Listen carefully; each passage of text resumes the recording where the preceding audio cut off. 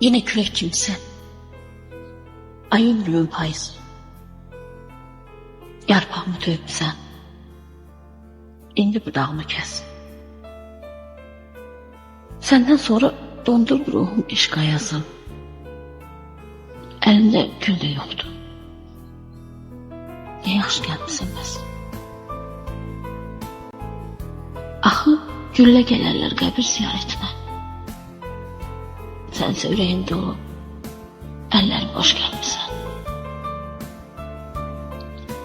Ay mənə həsrət qoyan sevgi məhəbbətinə. Ay dərdindən öldüyüm, qəbrimə xoş gəlmisən. Değiş bəxtin əynini ehsan vermə adıma. Bir də qara geyinmə. İnşallah ki gülərsən.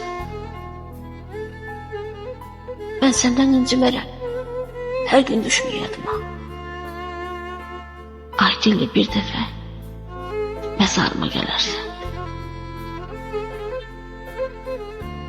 Kaş vaxtında gələrin, indi nətər gəlmisən.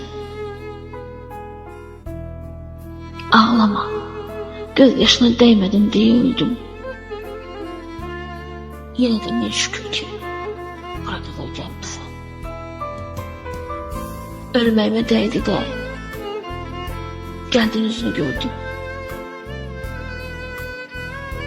Kısmetimiz beleymiş. Sil daha gözyaşını. Allah sana hayırlı ömür kısmet etsin. Göz yaşına yutuğum bəsdi məzardaşım.